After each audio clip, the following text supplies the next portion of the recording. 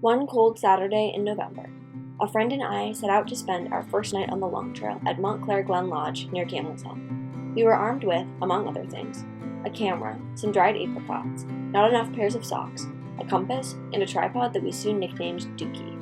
By traveling the footsteps of many hikers before us, we hope to grasp a small piece of the history that spans the ridge of the Green Mountains along the 272-mile trail. We soon discovered that such a goal was impossible to achieve. We also discovered that, history aside, the Green Mountains provide the opportunity for an amazing, adventurous present and future for all young Vermonters. Or at least it did for us.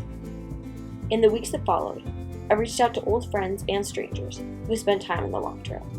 Through speaking with them and collecting their stories, it became clearer than ever that even though Vermont may seem small, all you have to do is set foot on the trail to discover its true vastness.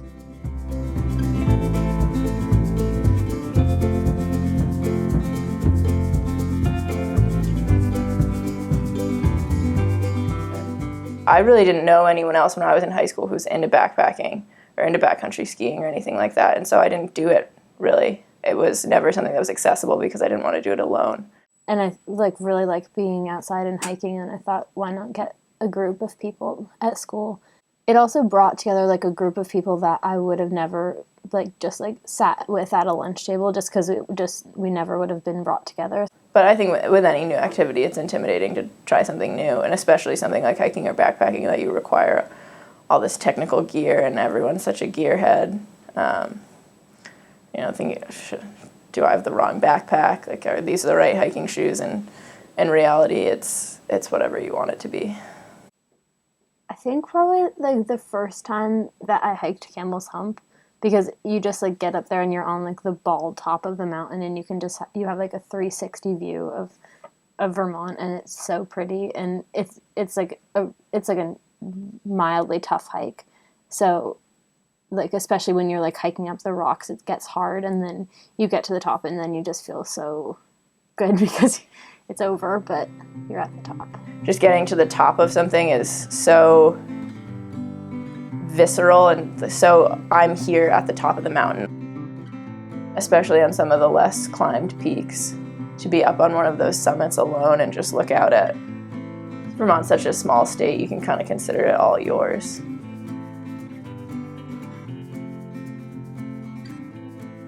When you're by yourself, it kind of feels more of a meditation.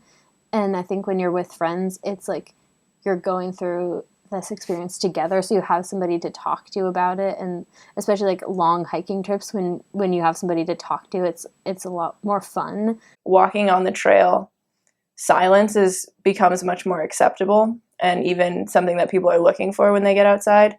And so the comments you make are much more intentional. You just become so much more fun, a more fun person, and you can make jokes, and it's not people laugh at them more. I don't know if they're more funny. I think I usually come back from trips with other people feeling much more connected to them, and trips by myself feeling much more connected to myself. And when I am hiking, I don't have access to internet or cell phone service or things like that, so I really get the chance to just think about the things that I want to think about, and just concentrate on the present moment. It's relief from sensory overload. And there's nothing electronic unless you bring it with you, but you shouldn't. School is sometimes really crazy, and then you get away and you have one task is to your one task is to hike the mountain, and then you're hiking it, and that's the one thing that you're focusing on. And I think that I don't know, it just kind of brings a little bit of clarity. The mental calmness that you feel when you're there. You're not you don't hear cars, you don't hear dogs, you don't hear lawnmowers. There's no you just hear the wind in the trees, and that's pretty much it.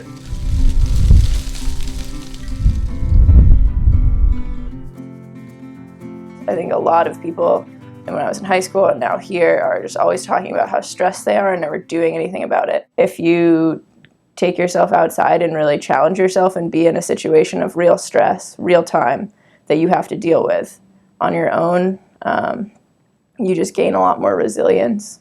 The whole sense of putting yourself in situations that aren't super comfortable and require that challenge your resourcefulness.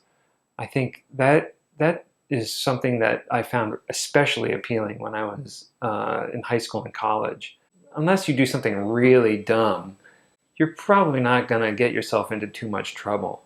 But you can get yourself in just enough trouble to feel like you're out there and have to make good judgments about it.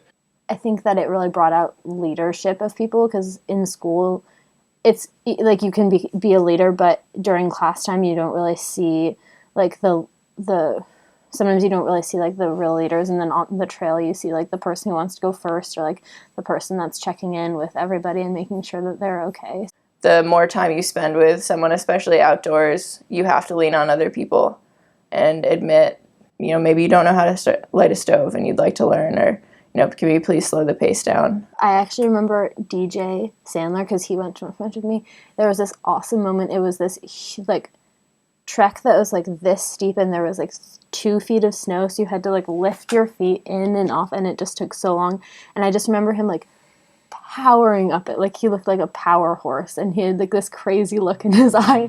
It was just awesome. What I finally understood was that it's mostly a question of feeling confident in the face of unexpected challenges. They might find that they get a faster reward from doing other things, or as opposed to like hiking takes like hard work and then the reward, when like now with like technology and things like that, you get like instant reward. You have to sort of be out there long enough or far enough so that you have to sort of resign yourself to it, where you can't just like, okay, I'm done, I'm going to go back to the car right now. When that happens and you're there for long enough for it to sink in a little bit, most people that I've been around end up really, really enjoying it. I credit a lot of my independence and self-reliance, which are 2 of the traits I'm most proud of in myself, to my backpacking and hiking experience. Every time you go on a hike, you're going to get a different reward, no matter if it's like the same hike every time. I think you'll discover new things. It's just seeing something new and different, and something that's not sort of less touched by humans. The reward for hiking it is like a story that you'll always have, and it's never going to go away. I have a really hard time resisting the lure of around the corner. Sometimes the surprises are really good. Like you're walking along and suddenly the trail opens up to this beautiful little pond, or something, and all the flowers are in bloom around it, or it's a bog, and it has like these rare orchids.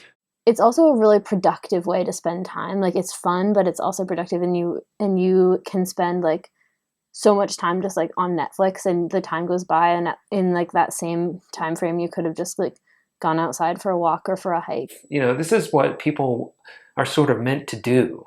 I think that's maybe what it all boils down to, is like humans are meant to like figure out how to be around in the wilderness. That's what humans are really supposed to be doing.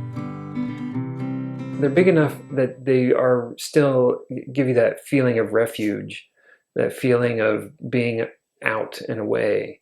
Well, I think everyone you meet is really friendly, and I think that's always nice, because you always say hi, and then there's kind of like trail courtesy where like if you're going down, then you step aside and let the people go up. There's a great culture around hiking. It's not competitive, and it's not about, there's not much status involved. It's about enjoying where you are. But one thing I really enjoy about hiking in the Green Mountains is it's almost impossible not to see someone you know. I say every time I go on a trip out from here, if we're going up Camel's Hump or Mansfield or even Mount Abe, I'm probably going to see someone I know. Oh, like the notebooks are always really fun to read. Like in the Skyline Pond notebook, there's a journal in there that people have just written in, and there's always funny stories, and I always laugh at them, because I mean, there are also really good ones in there, but there's also some like, I'm on a spiritual journey and this is amazing.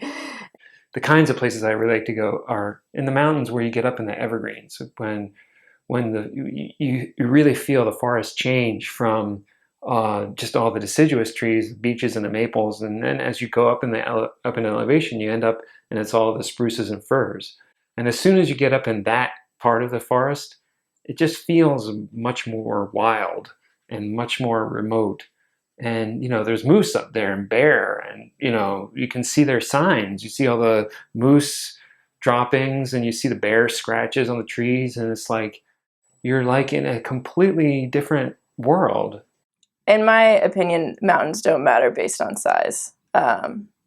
You can go up a 14er in Colorado and not feel it, and I can take you up something out here that'll kick your butt.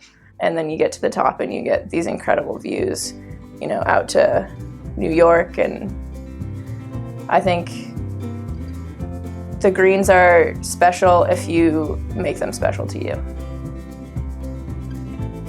My teacher actually told us to tell stories or like make up stories, and then also to tell riddles when it gets really hard, because then you like think less about like the hard work that you're doing and more about trying to figure out this riddle. Don't bite off too much at once.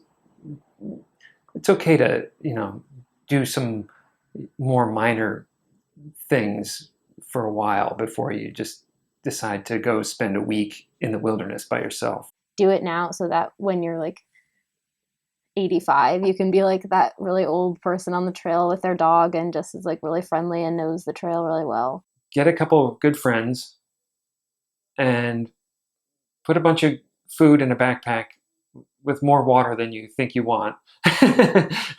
That's one of the lessons I've learned many times. Head up to Silver Lake, or, try go have a picnic someplace. The best trips are the ones where you come back feeling sort of refreshed and, maybe physically exhausted, but mentally refreshed. That's like the best feeling. The me who finishes is generally dirtier and more tired.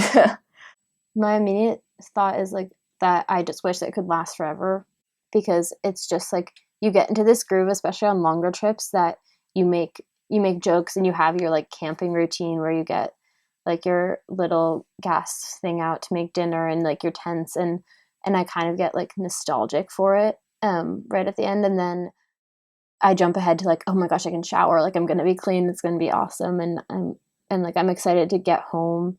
It kind of makes me appreciate both aspects of like being in the woods for a really long time, but also the things that I have in my life, like a nice house and like a shower. And so it's kind of just like a really pleasant feeling. At the end of our 3-day hike, after in North Branch, my friends and I think we're like a kilometer away from the end where we were going to get picked up on Route 125. And then my friends and I took our like 50-gallon Carpenter trash bags to the top of Lang, and we just slid down on our trash bags, and it was mostly ice, but we just went so fast, and we were all just laughing, and we were all so gross and dirty from just not showering for 3 days, and it was so much fun.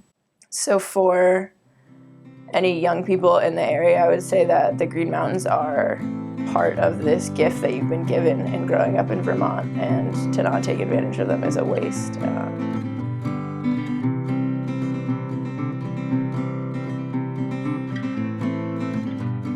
May all of your frosts be ripe. May all of your summits be gusting with admiration. May all of your views be open, of arm, mouth, and eye.